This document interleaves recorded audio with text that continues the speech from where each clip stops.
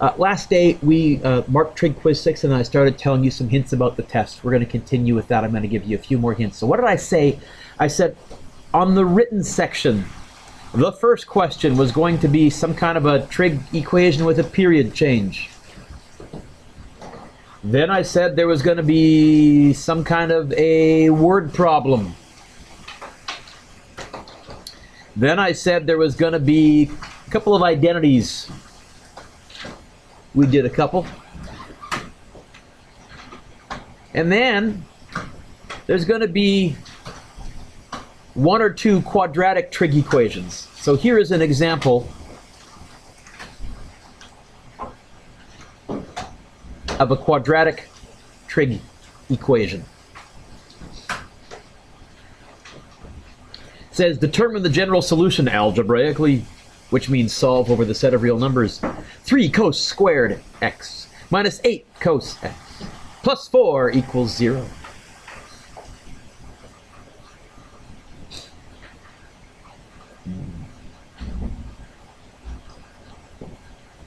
And I usually start this with my familiar little question. Caitlin, I ask, what kind of an equation is this? And you would respond back, it's a... And I would say, how do I know it's a quadratic? And you would say, phew. I want the phew. No, but it would... I'd like that little element of disdain, like, hey, Dueck, it's obvious, it's got a square. Now, to solve a quadratic, what's the first thing that I do? Before I do anything else, I need to make it equal to... This one is, I can't remember if the one on your test is already equal to 0 or not. If it's not, oh, for Pete's sake, make it equal to 0, plus or minus the stuff over as necessary. Then we need to factor this. Now, in my mind, even though it says 3 cos squared minus 8 cos plus 4, what I really see is 3 something squared minus 8 something plus 4 equals 0. And if you're not comfortable dealing with trig, you can always just replace it with a something. I usually use the letter A. Justin, what's the first thing when it says, when I want to factor, what's the first thing that I always, enter, whatever you want, always, greatest common factor, check for that first.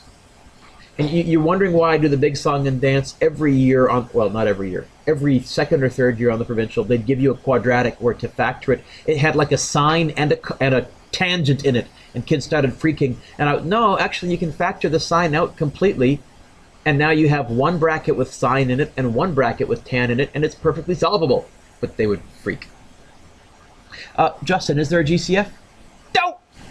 Then what I actually did was I counted the number of terms. If there was 2 with a minus sign, then I assumed it was difference of squares. Then, Brianna, I went, oh, it's a minus b, a plus b factor. Brianna, how many terms do I have here? Ah, it's a trinomial. Then I asked, is there a leading coefficient or not? There is a leading coefficient. There is. These are the trickier ones to factor. If there's not a leading coefficient, if it's something like x squared plus 6x plus 5, I'm asking, are there numbers that multiply to 5 and add to 6? Yeah, 5 and a 1 add to 6. Sadly, this one takes a bit more work. I'm going to ask, are there numbers that multiply to 12 and add to negative 8? So are there numbers that multiply to positive 12 and add to negative 8? 6 and 2 add to positive 8. Thank you for playing. Collect your consolation prize at the door. Clear your throat and try again.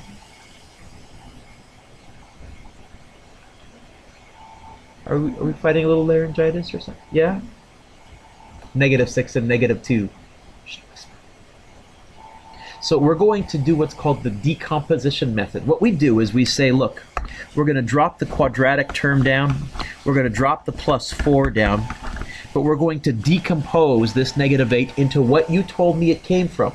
You told me it came from a negative 6a and a negative 2a, and it wouldn't matter if you wrote negative 2, negative 6, you'll still end up with the same answer, Trevor, in the long run. Your work in the middle might look different, but we'll end up with the same set of brackets.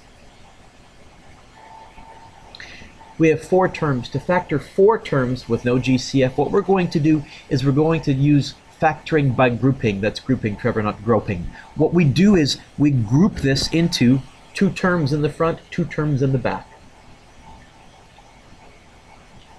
And we take a greatest common factor from the first 2 terms. Joel, what's the GCF from the first 2 terms? You think 6 goes into 3, do you? Okay, ready? We're back now? Except, Joel, instead of an A, what was sitting where the A was in my original equation? You know what? I'm going to actually go 3 cos. I'll start substituting now. Oh, not A, Mr. Dueck, X. You don't have to. You can unsubstitute on your next line, but I'm going to try and do this here. When I pull a 3A out, what's left behind from a 3A squared, Spencer? Which in this case is cos, yes? And then a minus sign. And what will be left behind here? Cos x minus 2. Gonna do the same thing here. Kara, what's the greatest common factor here? I was gonna pull out a 2, but I noticed if I pull a 2 out, I'm gonna get a negative A, a negative cos. Do I want a negative cos? I want the brackets met. You know what? Instead of pulling out a positive 2, you know what I should pull out? And that's going to give me an A, a cos, a minus, and a 2. Kara, I know I've done this right if the 2 brackets are what? The same. Then we have one more step. We're actually going to do the greatest common factor again. You see, this is multiplying that, and this is multiplying that. You have the same thing multiplying in both terms. What's the common factor? A cos x minus 2. What will be left behind? A 3 cos x and a minus 2. And lo and behold, I have now factored it.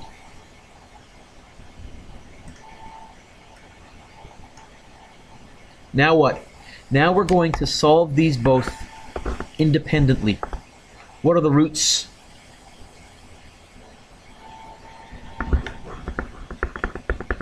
Cos x equals 2.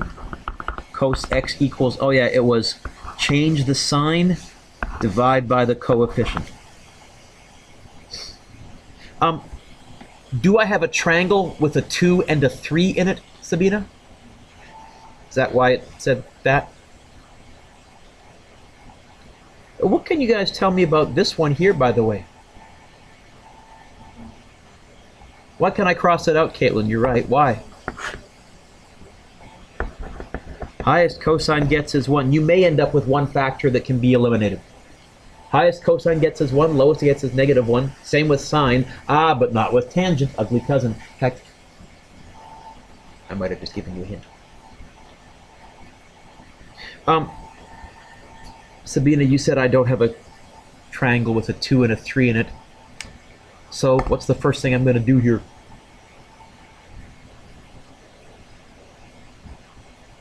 I can't get the x by itself. It's inside the cosine. Oh, you're having a brain cramp. What do I do first thing on almost every trig equation? Yeah. Question? Someone said it over there. They're right. What? Gas rule, right? See, I can't get the x by itself because it's locked inside a cos. Now I've got to start actually finding the inverse of the cos. Oh, Sabina, which trig function did they give me? Positive or negative according to this question? What quadrants am I in? Eric, give me the numbers. Thank you.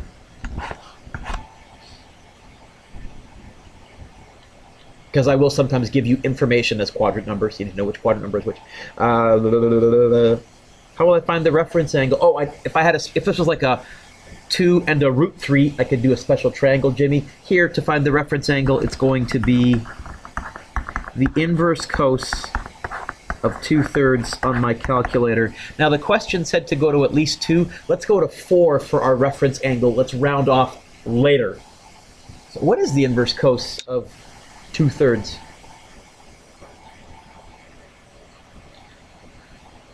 Somewhere around 0.7, 0.8-ish, if I'm visualizing the graph correctly. .841, 0.8411?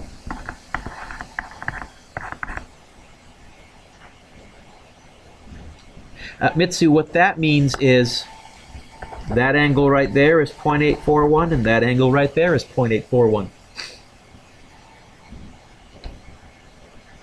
The first theta, the first x that I want, is that big. Mitsu, how big is that value right there? 0.841. I'll go to 3 decimal places in my final answer since it said at least 2. The second angle, Mitsu, is that big. How big is that angle? Now, every year I have some kid write this, and then they quit as though somehow that's the answer. No, I'd like you to evaluate it, please. Like, what is 2 pi minus 0.841, please? 5 point something. Ellen. 5.442? Now, if the original question had said, solve between 0 and 2 pi, I'm done. But, Alex, can you read this sentence to me? And what's another way to say that? Now, if I was preparing you for the provincial, I would say they often use that one. They sometimes use this one. I like this one. On your test, I'll use this one. They want the general solution. Okay, that means I'm going to add multiples of the period. No problem. Tyler, is there something in front of the x right here? Is there something in front of the x right there?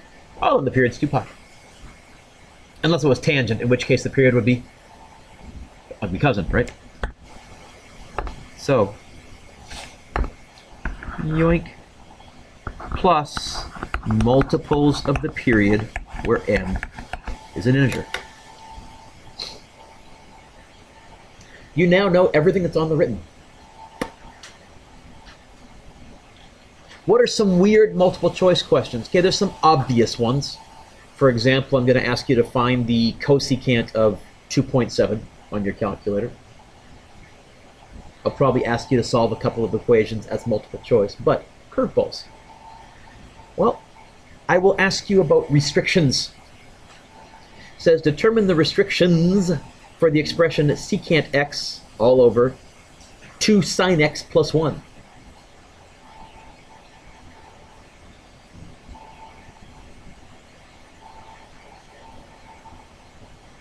Put your pencils down for 1 second, look up. When I talk about restrictions, what am I really looking for or asking? I'm saying, hey, what can't we ever divide by? 0. So if I gave you this, and I said, what are the restrictions? What are the restrictions for that?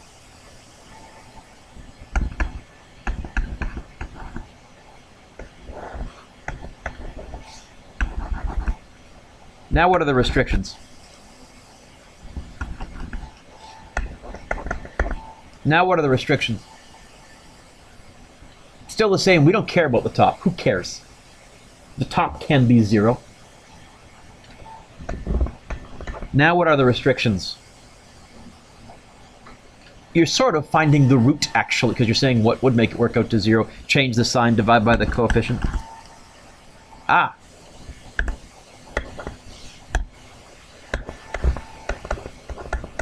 Now what are the restrictions? Well, now there's a little mini fraction on the top, and I need to take that restriction into account as well. X also can't be what? Mr. Dueck, are you going to give us like a complex little mini fraction? I'm almost going to have to, without meaning to. Really? Yeah, because isn't that actually a fraction, technically? What is secant in terms of sine and cosine?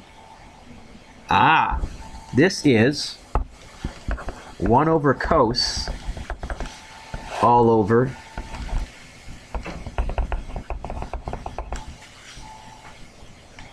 so what are the restrictions from this one here?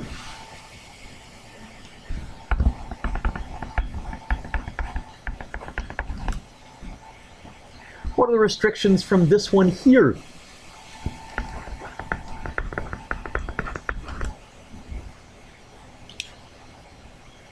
fact, Emily, I almost guarantee I'll give you a restrictions question, and it will either have secant or cosecant or cotangent or tangent, all of which are fractions in disguise, as well as probably something on the bottom.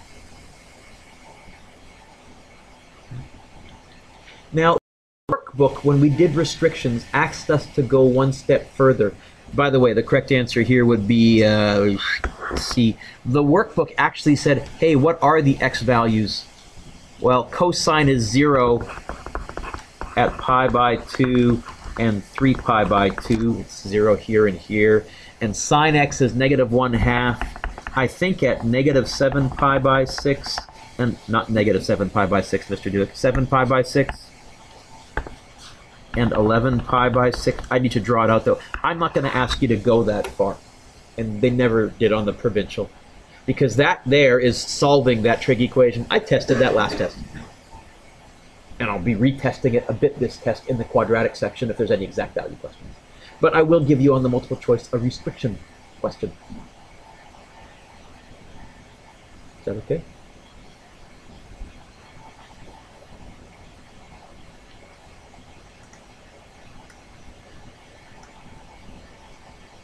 You get something like this. Solve 5 sine squared x minus cos x.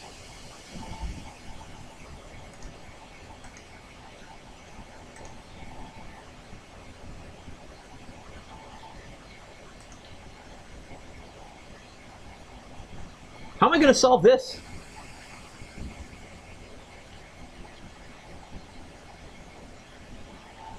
Ellen. Now, here's what you said. Graph them and find where they cross. I would like you to say, graph them and find where they cross with authority. Do it. How do you know for sure just by glancing at this without having to think? First of all, this would be a multiple choice question. It is. And what? Decimal answers. Don't waste your time. And I'm worried because I keep repeating that. Joel, every year there's some kid who tries to solve that by hand and spends 15 minutes on question, I'm making it up, 7. And then they don't finish the trig identities. Silly. So make sure you can recognize, Trevor, this is a graphing calculator question. You can also recognize it because it's got like sines and cosines in it. Doesn't always mean if it's got more than one trig function, you can't solve it by hand. Sometimes you'll be able to GCF one of the trig functions out and solve it still. So, having said that, solve it.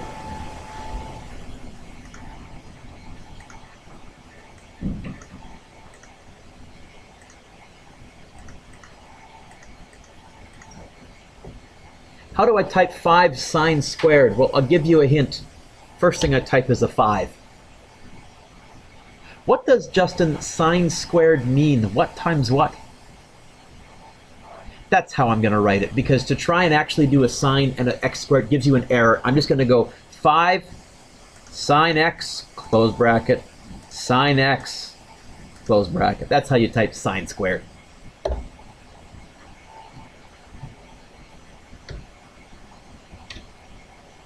Oh, cos x. Window. Oh,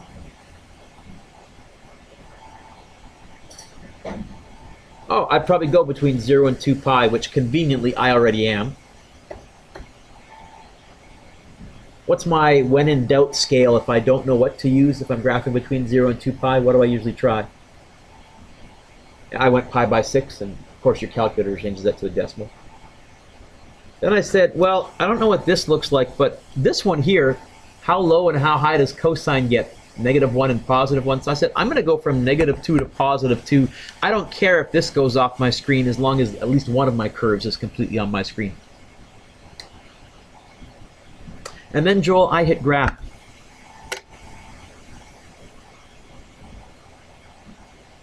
I guess that's what 5 sine squared looks like.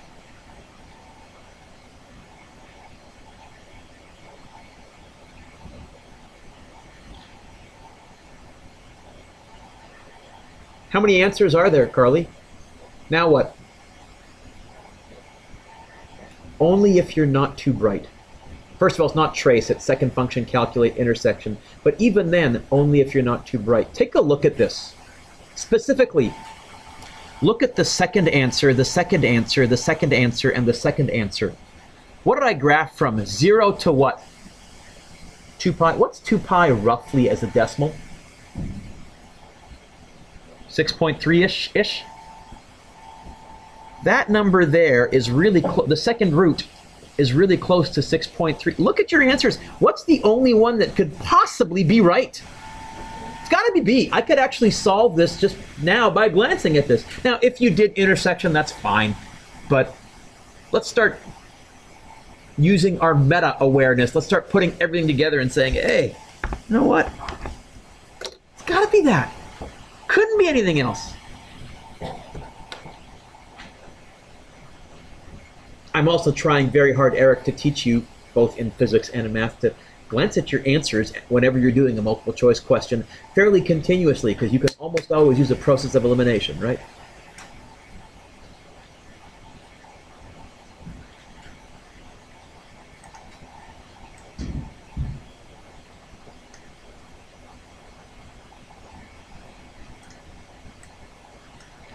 I like this one. If cosine of theta equals A and tangent of theta is less than 0, would you please find an expression for the sine of theta plus pi?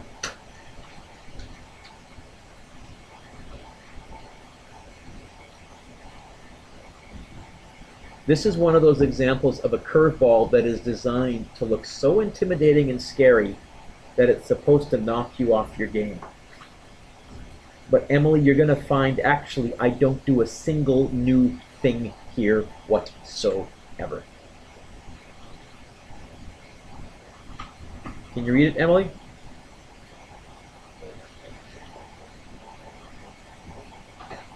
Theta. That last thing that you read after the word for, can you read it again? After the word for. Alpha. No, keep reading. Read what yours said. I'm just telling you what my brain sees. So read sine, alpha, beta. I'm hearing, am I not hearing an addition identity there? That's what I'm trying to get your brains to realize. Yes. Is this not actually, I'm starting on the end there and I'm saying, you know what? That's from my formula sheet somewhere. And I saw Kara go running off to her formula sheet because she's a good student. She has it in front of her, because that would make sense when you're doing trig. Absolutely. Kara, can you read for me what the sine of alpha plus beta is? But instead of alpha, can you say theta? And instead of beta, can you say pi? Here we go.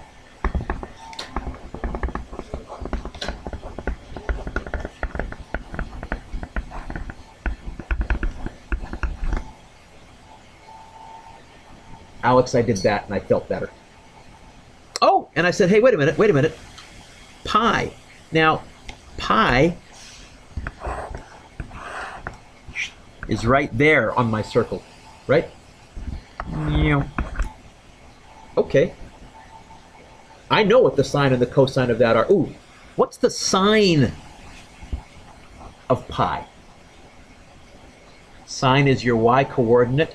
How high am I right there? Are you telling me that the sine of pi is 0? Yeah, it is. Oh, and you know what? I also know what the cosine of theta is. They told me. What's the cosine of theta, Spencer?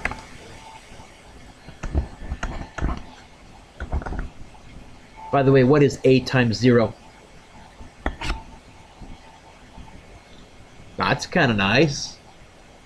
Oh, ooh, and I know the cosine of pi as well. What's the cosine of pi?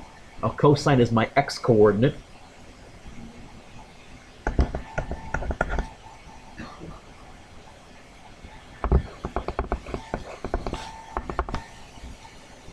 So right now, I have this, negative sine theta. And you know what? Sine theta is what I'm going to spend the most time trying to calculate. Now, how can I? Do I know cosine of theta? Ellen, what is the cosine of theta? Ah, did you hear her? She saw it. He said, oh, do it. It's a over 1. Are you saying that they've given me an x and an r? Oh! So for theta, x equals a, r equals 1. What's y? Well, y is the square root of r squared minus x squared. Right, Dominique? Y is going to be the square root of... Oh, Dominique, what's r? What's r squared? What's x? What's x squared?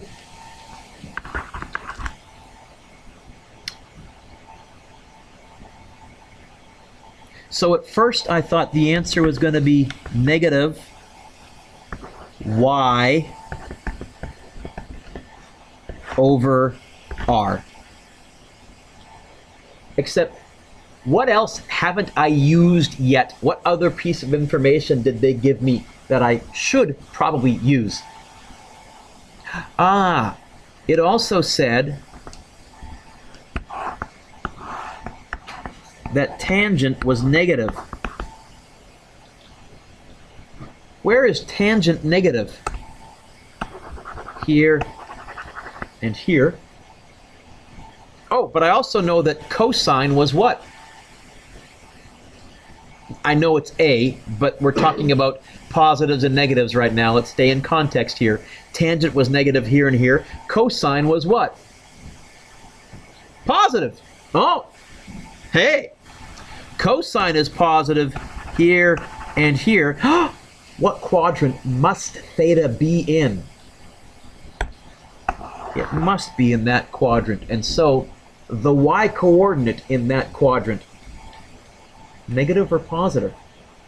Are we below the x-axis or above the x-axis? Oh, you know what I should have done? I should have said, y is that? Which would give me actually a minus minus, right? And Isabel, what's a minus minus the same as? In fact, final answer is square root of 1 minus a squared. Now that looks terrifying at first, but ask yourself, did we really do anything new? We used an addition identity, which we've done before. We used x and y and r. We flogged those to death. Oh, we used the unit circle to find the exact value of the sine of phi and cosine of phi. We flogged that to death. And I was a little stubborn and clever. Oh, you know what? Now this is, the question you'll see is similar to this, but if this was the question, I'll even tell you what answers I would have you pick from. The correct answer, probably negative 1 minus a squared, probably 1 over 1 minus a square root of 1 minus a squared, probably negative 1 over the square root of 1 minus a squared, or some kind of mixing and matching. I might do for this one the square root of 1 minus a squared over a, or something like that as well, but I just mix and match. I gave you one like this on one of your take-home quizzes, except I gave you the trig functions as numbers. I think I said, oh, cosine of theta is 3 over 4, and sine of beta is 5 over 9, and you found x and y and r. That's also fair game. I can wrap it up one step further. I'll do it algebraically. Although I would argue algebraically in some ways is easier because all of you know that a times a is a squared. Not all of you know that 13 times 13 is 169, or whatever that one question was. I can't remember which one it was. Last one. Write an equation representing a cosine function with a maximum of 60, a minimum of 5, a period of 15, and a phase shift of 8 to the left.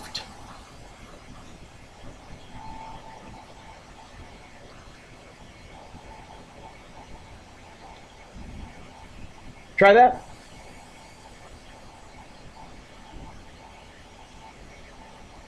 Maximum of 60, minimum of 5, period of 15, phase shift of 8 left.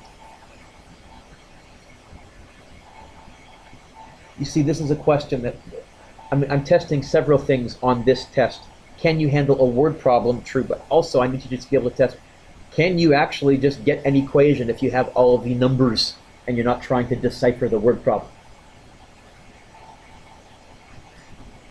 Try it on your own. I'll do it up here. Let's see if we end up in the same spot. I'll freeze the screen.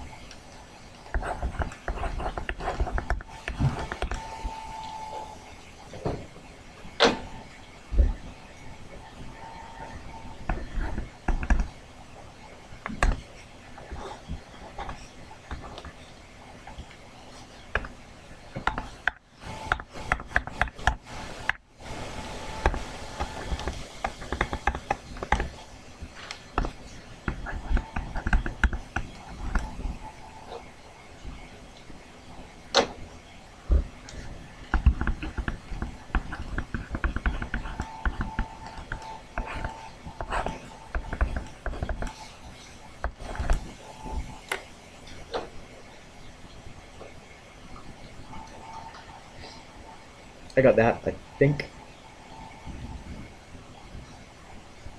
Yeah.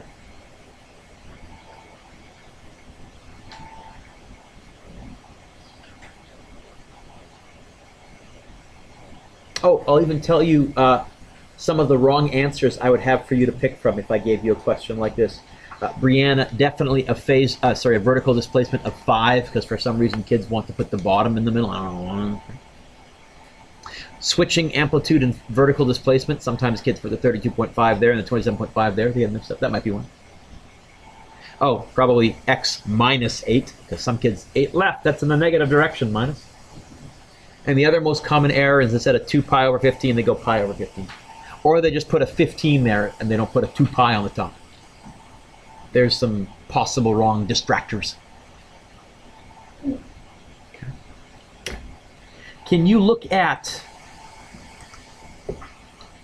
this review that I gave you the other day? And if you don't have a copy, now is your chance to ask for a copy. I was going to do I like this question, but I'll be honest, I like almost all of these. So certainly, you need to know amplitude, period, phase shift, vertical displacement. Domain and range, number 2, not so much, but that's great practice for finding view windows in order to graph some of these anyhow. I can't remember if on your test I'm going to give you a graph and say find the equation. Oh, wait a minute. For word problems, didn't I say that our first strategy was to sketch and find the highest and the lowest and the middle? So, hey, that's good practice. 5 is a nice example of something that looks really scary, but if you don't panic, it's doable. I'll talk about it after school or later on if you have questions. Definitely number 6, word problem. Definitely number 7, word problem. And then the answers for that page are right there. Then we come to the what the author called Chapter 5. He was using a different textbook, but Trig Review Part 2. Again, number 1, totally fair game. I'll be giving you some graphing calculator questions. Number 2, absolutely asking for the general solution with exact values.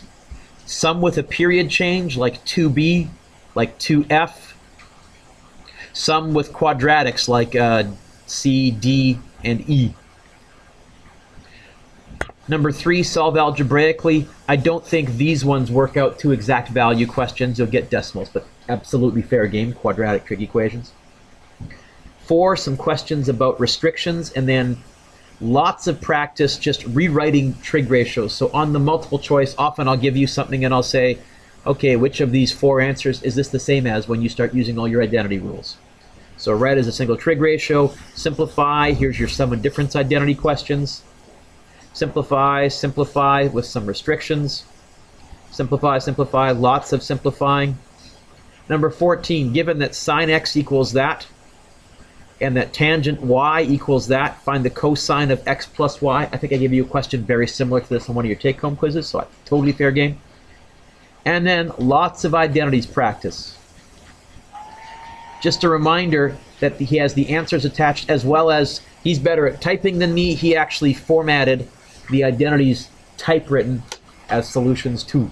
You can see what steps he did.